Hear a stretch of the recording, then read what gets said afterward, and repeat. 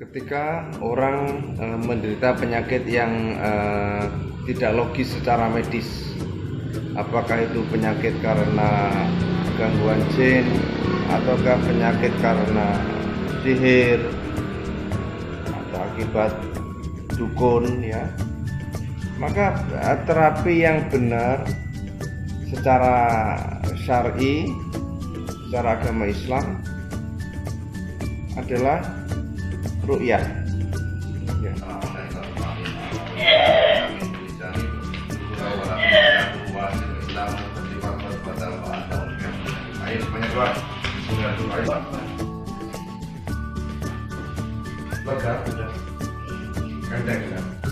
Waktu ditarik seperti dicabut, seperti keluar dicabut, ya, macam-macam gitu loh, Pak. Padahal cuma dipegang, ditarik. Tetapi yang jadi pertanyaan, kenapa ada orang setelah ru'yah masih belum sembuh? Atau setelah ru'yah dia baik, kemudian setelah beberapa saat kambuh lagi? Bisa jadi ru'yah yang pertama itu sebenarnya berhasil, ya. Kenapa kambuh lagi?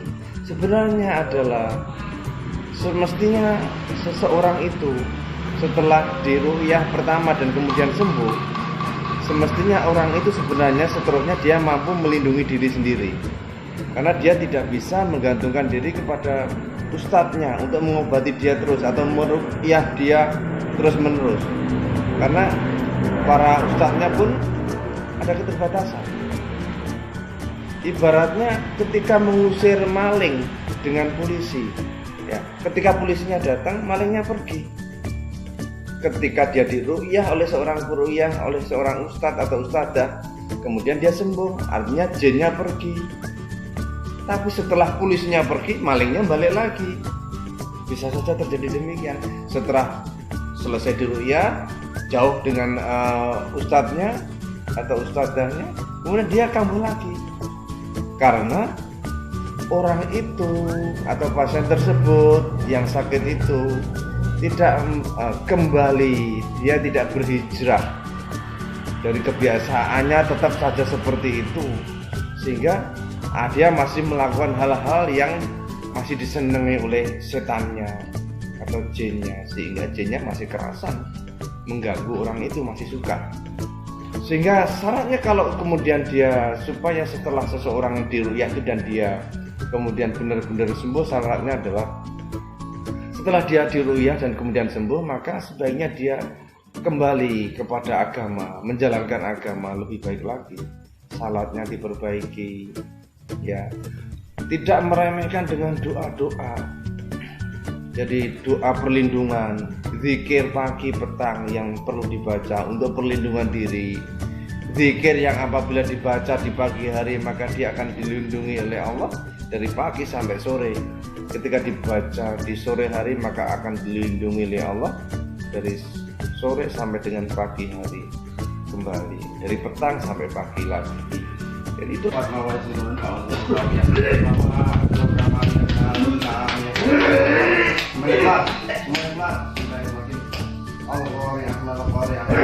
bener. Masih ada nggak yang terasa kaku?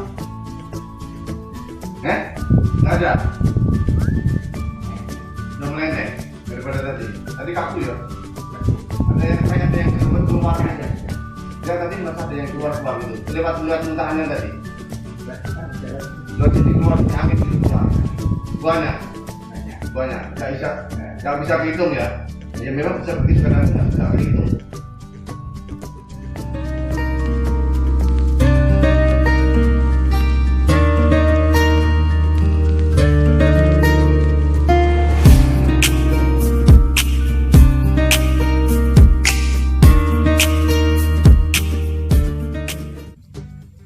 di antara contoh dari doa-doa perlindungan diri yang perlu kita baca di pagi hari dan di petang hari adalah doa-doa di dalam hadis Rasulullah SAW, bahwa doanya adalah demikian, ya.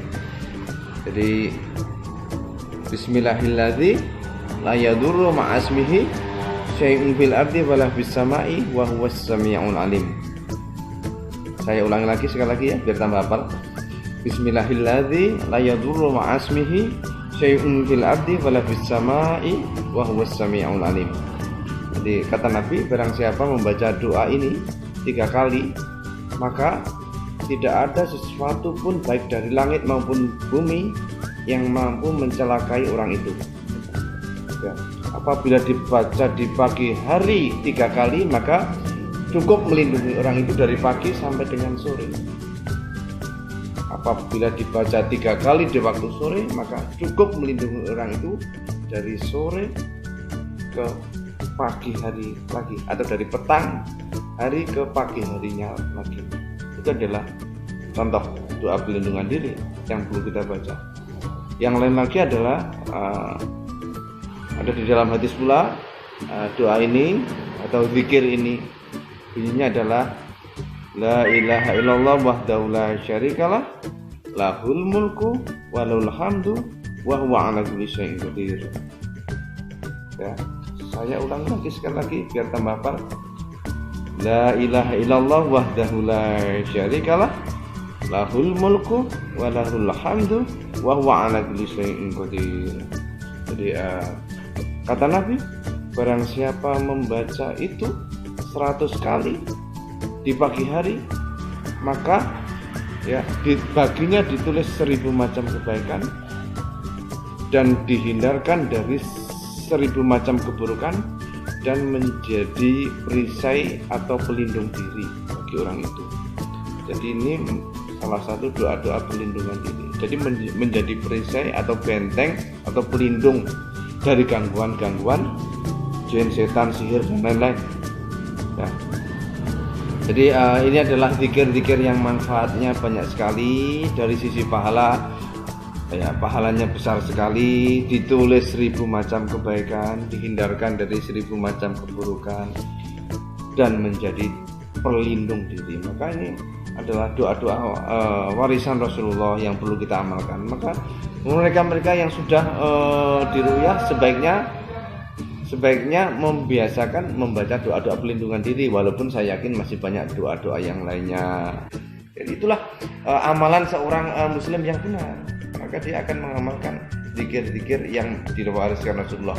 Mau makan baca doa, mau tidur baca doa, mau keluar rumah baca doa, mau masuk WC baca doa. Sehingga ketika itu semuanya sudah dilakukan, maka insya Allah dia akan sembuh. Saya ingin mencontohkan begini.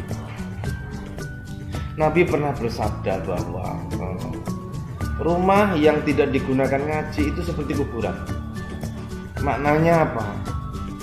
Rumah yang penghuninya tidak suka ngaji, maka itu seperti kuburan. Artinya apa? Banyak setannya di situ. Karena setan suka tinggal di rumah yang seperti itu. Artinya apa? Ketika orang itu senang ngaji, maka setan akan menjauh atau tidak kerasan atau tidak mampu dia dekat-dekat dengan rumah itu. Ya. Sedangkan badan ini tidak ubahnya juga seperti rumah bagi setan. Karena Nabi bersabda, sesungguhnya setan itu mudah keluar masuk ke dalam tubuh seseorang seperti mengalirnya darah di dalam pembuluh darah. Artinya apa? Sesungguhnya badan itu bagi setan sesungguhnya adalah rumah yang mudah keluar masuk, ya seperti halnya rumah. Maka ketika orang yang memiliki badan tersebut dia tidak suka ngaji, enggan atau malas untuk ngaji, maka tidak ubahnya juga badan itu juga seperti kuburan. Sehingga setan banyak, sangat mudah keluar masuk dan jumlahnya bisa banyak sekali. Seperti kuburan itu banyak sekali. Maka seperti itu. Kalau orangnya kemudian tidak berhijrah kembali ke jalan agama yang benar, ya, dia tetap saja tidak mau ngaji, tidak suka ngaji, tidak suka baca doa, sholatnya juga enggan. Maka dengan demikian dia masih membuka pintu untuk ya masuknya jin atau setan itu kembali ke dalam badan orang itu lagi. Tetapi kalau dia sudah melakukan hal-hal yang seperti tadi ngaji, baca doa, maka setan atau jin itu yang menghuni badan itu, dia akan kepanasan. Bayangkan saja ketika kita misalnya tinggal dalam suatu ruangan yang panas, yang ongkep, pasti kita akan mencari ruangan lain yang lebih sejuk. Maka tidak usah diru'yah pun, tidak usah minta bantuan peru'yah pun, maka orang yang suka ngaji, baca doa, lakukan sholat dengan benar, maka ya secara otomatis jin atau setannya itu akan pergi dengan sendirinya, karena badan itu menjadi tidak cocok atau tidak nyaman lagi bagi setannya. Dia akan mencari tempat hunian lain yang nyaman bagi dia. Jadi badan itu sudah tidak nyaman lagi. Ya, begitu. Jadi ini mudah-mudahan ini adalah pembelajaran bagi orang-orang yang sudah diru'yah kok masih sakit lagi, kambuh lagi.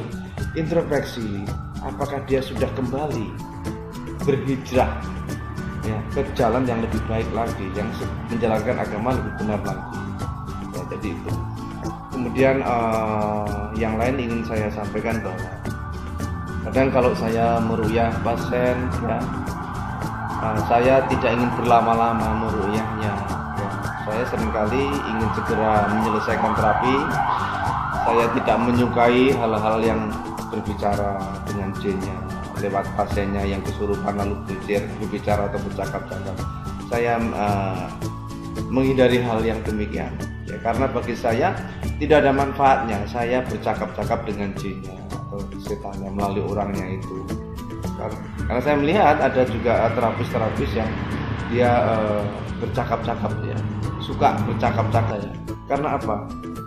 Kalau toh kemudian terjadi dialog antara seorang ustadz atau seorang dukun dengan pasien yang kesurupan, artinya dia berdialog dengan jinnya kan berarti. Buat apa? Manfaatnya apa?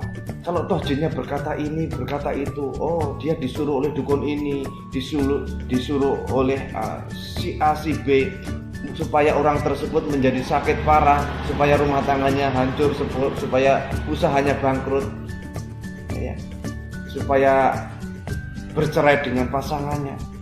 Ya, manfaatnya apa? Mungkin yang terjadi adalah fitnah. Kemudian yang kedua, belum tentu yang disampaikan jin tersebut adalah benar. Ya, karena bisa saja dia berkata benar, tetapi ditambahi dengan banyak kebohongan-kebohongan. Itu ada di dalam Al-Quran. Apa yang dia jin itu membisik-bisikkan kepada tukang ramal, dia kadang-kadang menyampaikan kebenaran, tetapi dibumbui dengan 1000 macam kebohongan. Itulah ucapan jin. Ada disampaikan di dalam Al-Quran. Kemudian ketika terjadi percakapan antara seorang terapis dengan jinnya, ya, maka sama saja demikian. Belum tentu yang disampaikan jin itu benar. Ya, buat apa? Sebagaimana manusia saja kadang-kadang berkata kepada temannya sesama manusia, kadang-kadang dia berkata benar, kadang-kadang juga banyak bohongnya.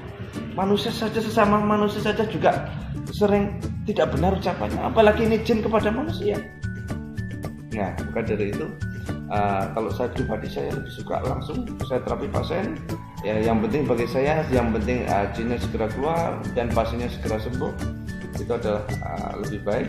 Dan kemudian pasiennya kita ajarkan doa-doa perlindungan diri setelah itu, sehingga supaya dia tidak diganggu lagi dan akhirnya sembuh. Ya, ini adalah suatu pelajaran yang berharga bagi kita semuanya. Ya. Sebenarnya adalah terapi ru'yah itu adalah sudah benar dan baik sesuai dengan syariat agama memang demikian. Kalau toh kemudian ada yang masih belum sembuh karena memang caranya masih ada yang tidak benar, dan kemudian lagi jangan sampai yang sudah benar ini dia sudah berobat secara benar, dia malah datang kepada seorang dukun, sehingga malah yang benar menjadi tidak benar. Sudah berobat kepada ustadz, kemudian sudah diru'yah dan sembuh, ya, tapi kambuh lagi malah datang kepada dukun.